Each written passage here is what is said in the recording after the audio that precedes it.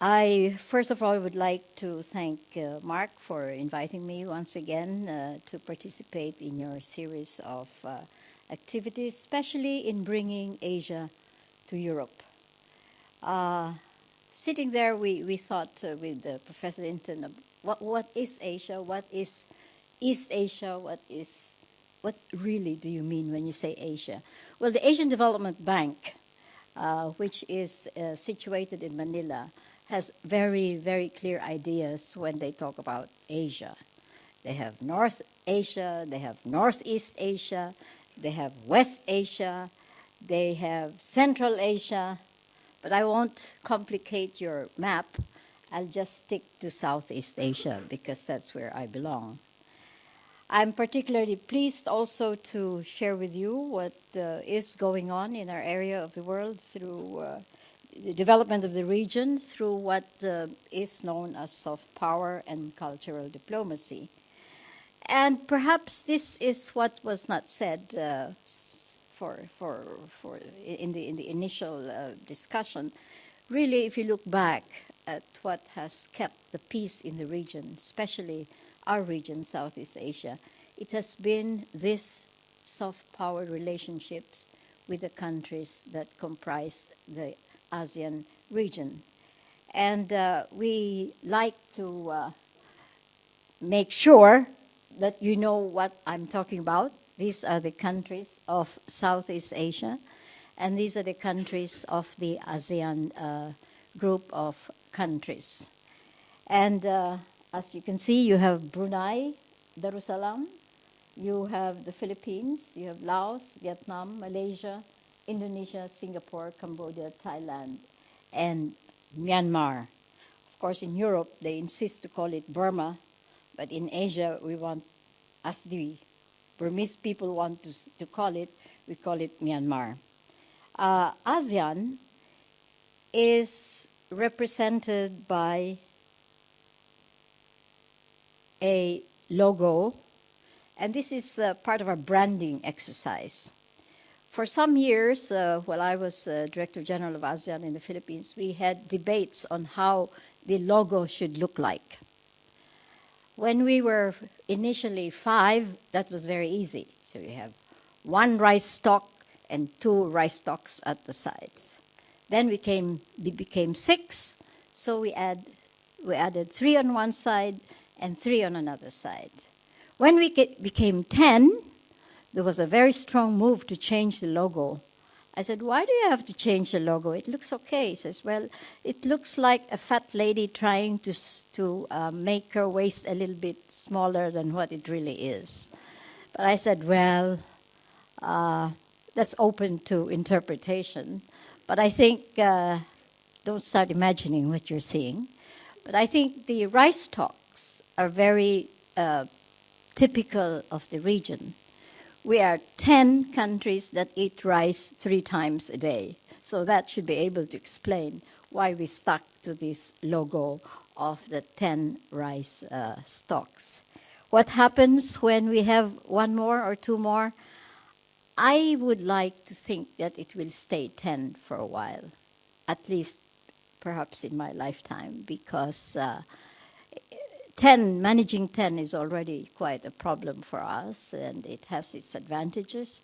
But we like to keep the spirit of being a group of contiguous countries.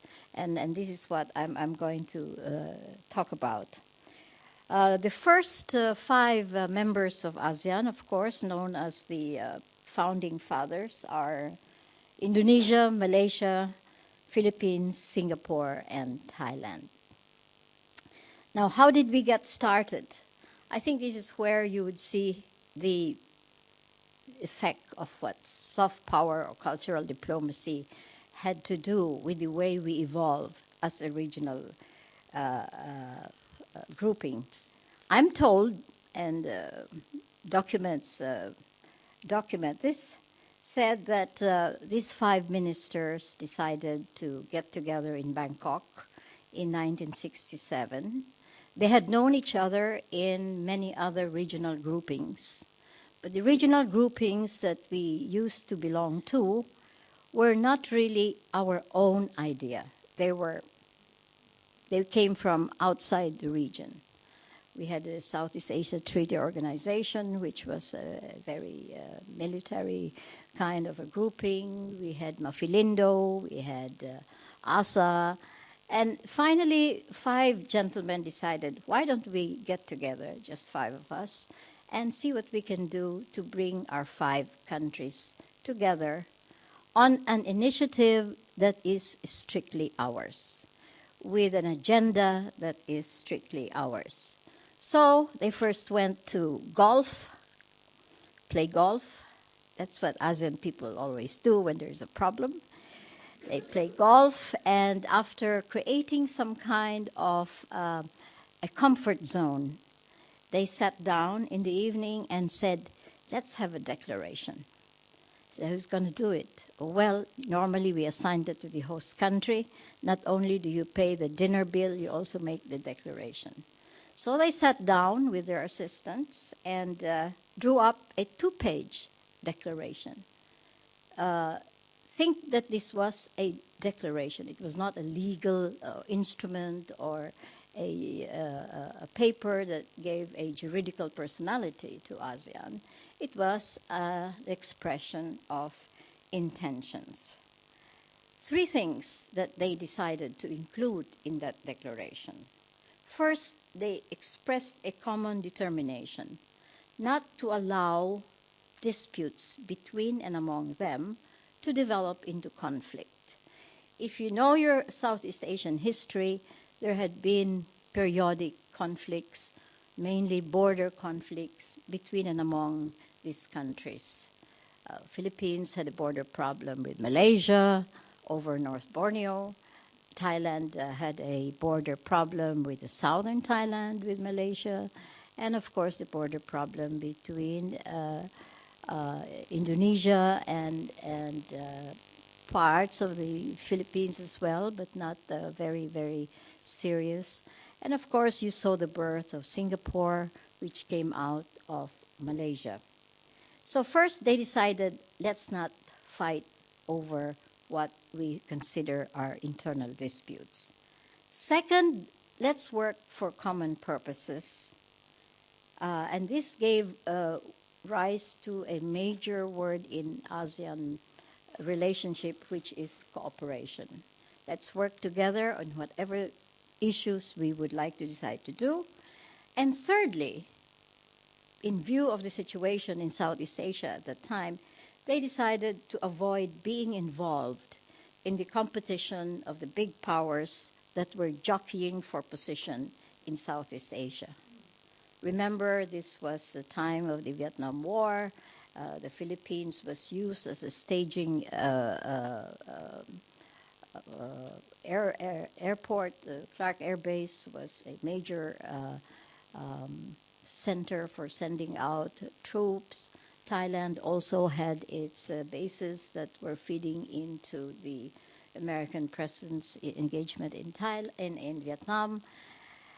And there were other flashpoints in the area. And we decided then, at least these 5 gentlemen decided, okay, let's get together, let's cooperate with each other, and let's stay away from the big power rivalries in the region. It's for this reason that perhaps the presence of some American bases in the area kept the leaders from meeting.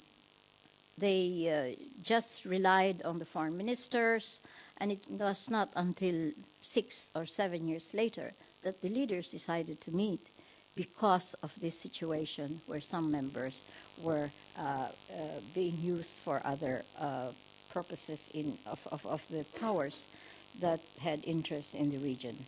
So these were the 3 plain intentions of the 5 ministers as they created an atmosphere of considerable comfort and confidence in dealing with each other.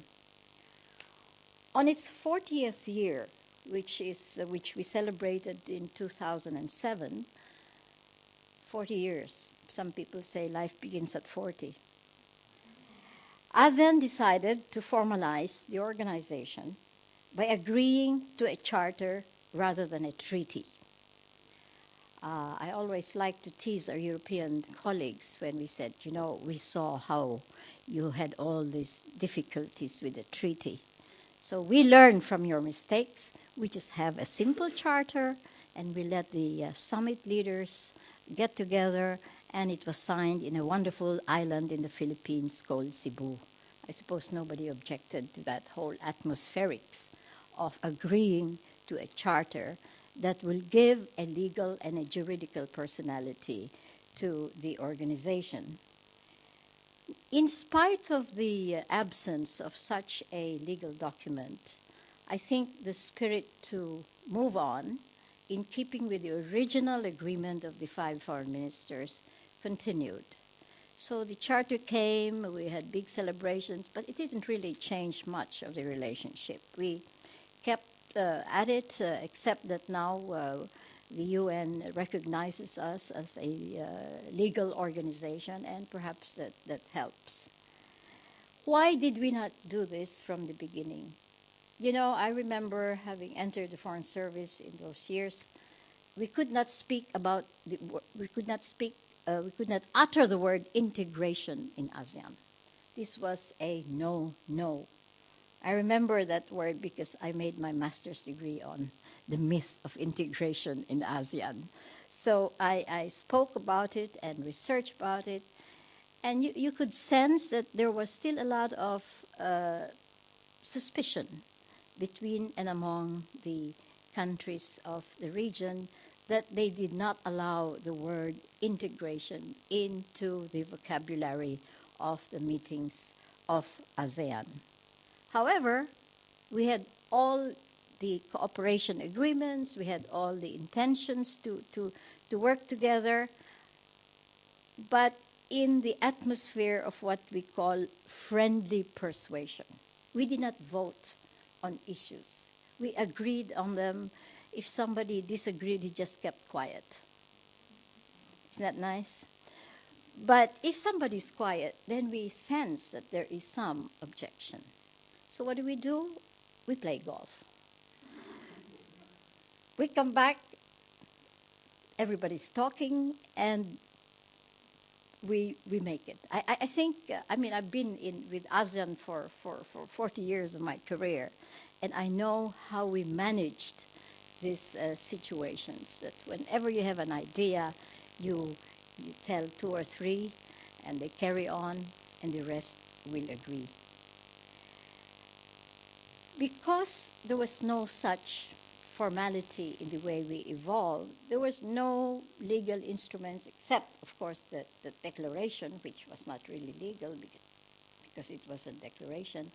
We thought of a treaty of amity and cooperation to formalize more or less the kind of relationship we had vis-a-vis other countries.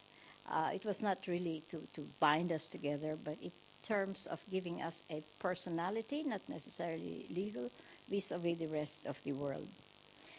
If one can go by the definition of soft power, which according to a BBC report, I told you the BBC is having this series of reports on soft power, can be defined as power of persuasion. That's how BBC defines it. ASEAN can be ranked highly for exercising soft power at every single step in building in what we now know as the ASEAN community. You listen to the difference between using community with a big C and a small c. Now we have graduated into an ASEAN community with a big C, but we have not yet graduated to an East Asian community. It's still the small letter C.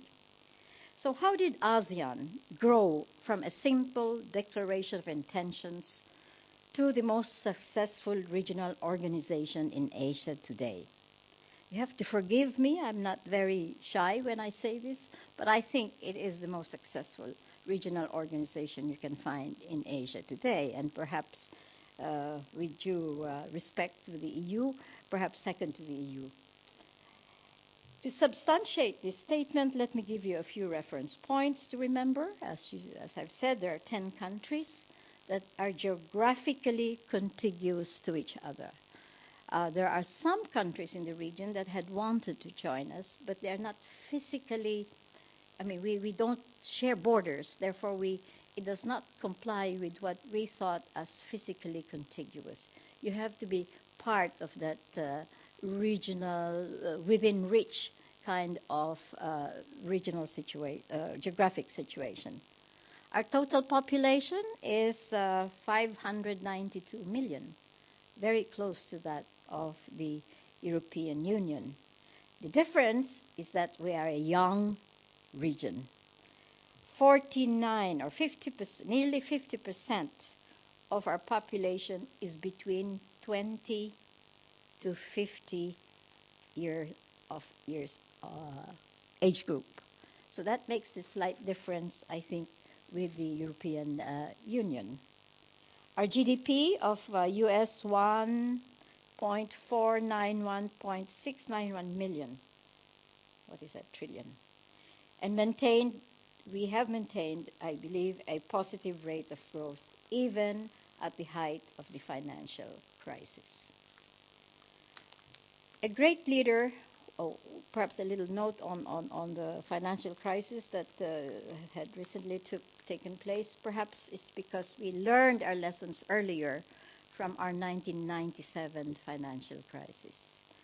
I believe that that taught us a lesson early on, that we even decided, when we saw the signs, to set up what we call a Chiang Mai initiative for everyone in the region to put their money together and matched by the funds of our partners such as Japan and our other regional partners. That is taking a very slow, it's moving very slowly. There are certain objections to it. But looking at what's happening in Europe today, perhaps we have more reason to strengthen our multilateral financial initiative called the Chiang Mai Initiative, which is a standby fund for whoever needs it very badly and urgently when a situation like what is happening in Europe would take place.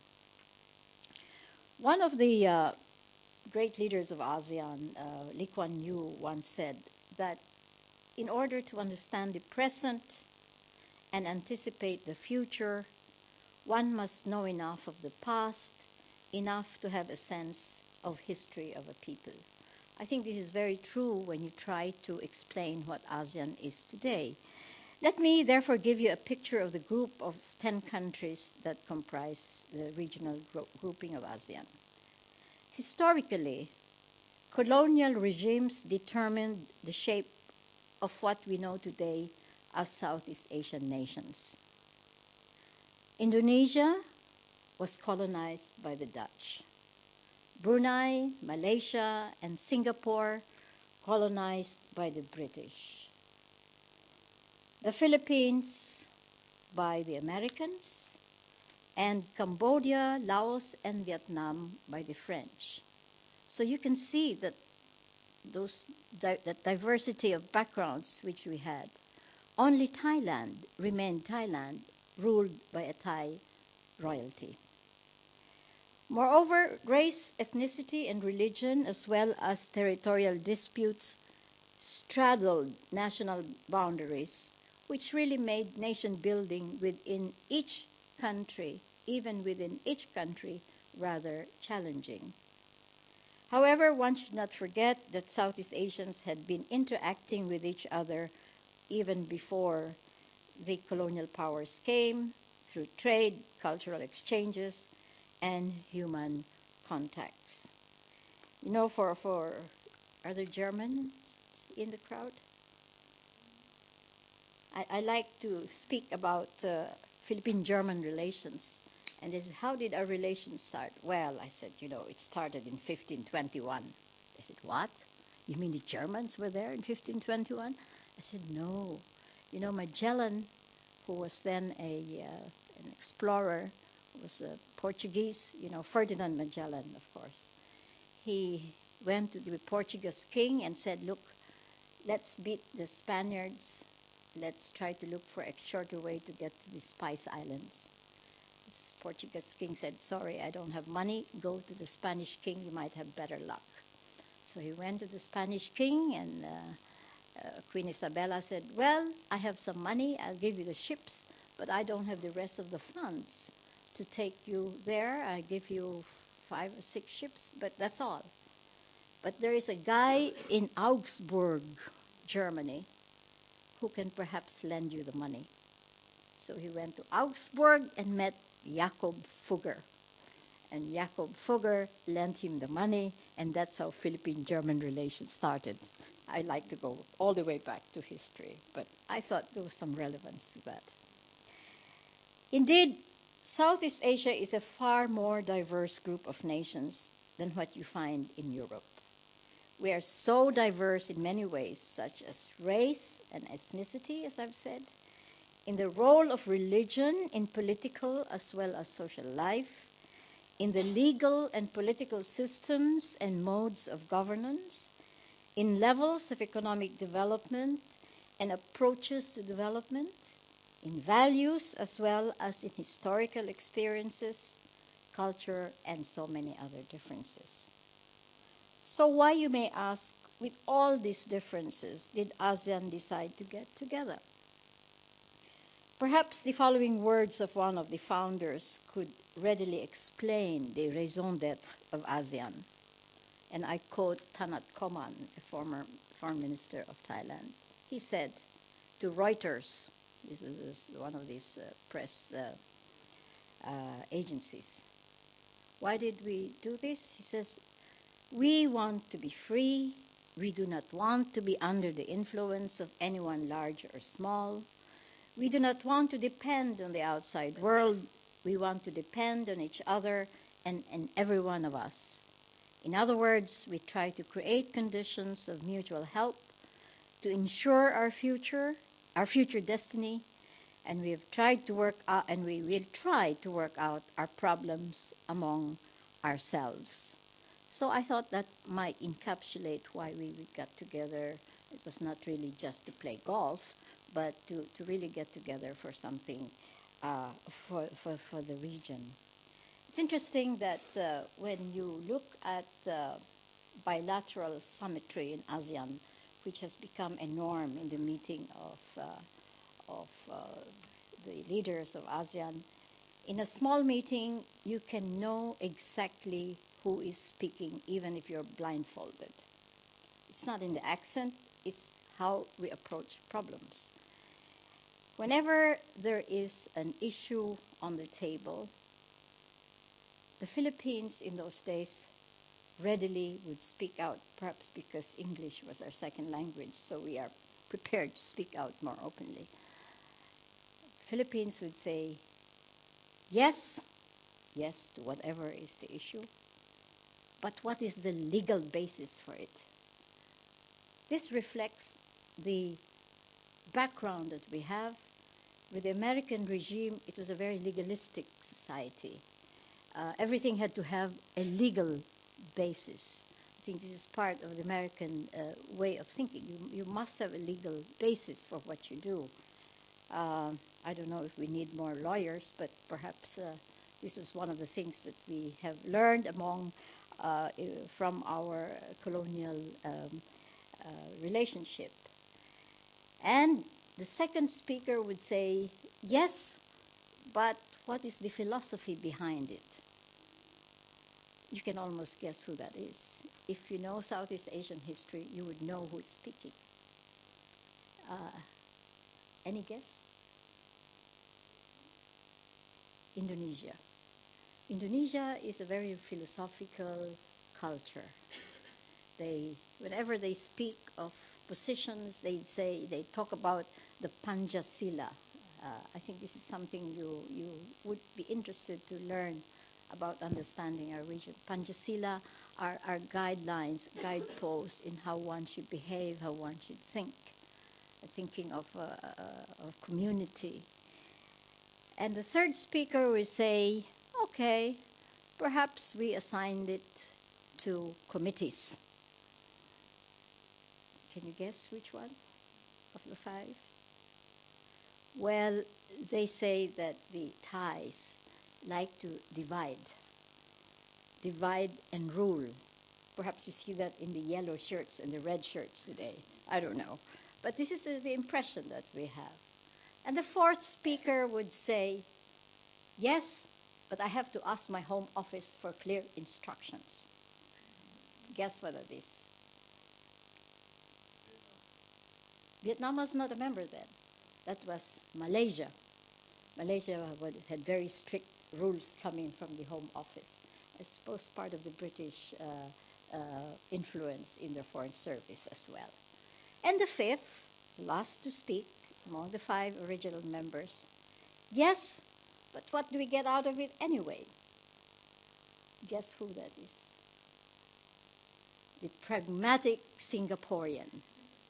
So from that anecdote, one can see how the cultural behavior of all these 5 founding members of ASEAN come into play. But if you notice, everybody said yes. Nobody said no. Everybody says yes, but da-da-dee-da-da-da. So I think that anecdote I got from a wonderful book on bilateral symmetry in ASEAN, which I think gives you the cultural perspective into how decisions are made in ASEAN. Now, let me tell you about the ASEAN way.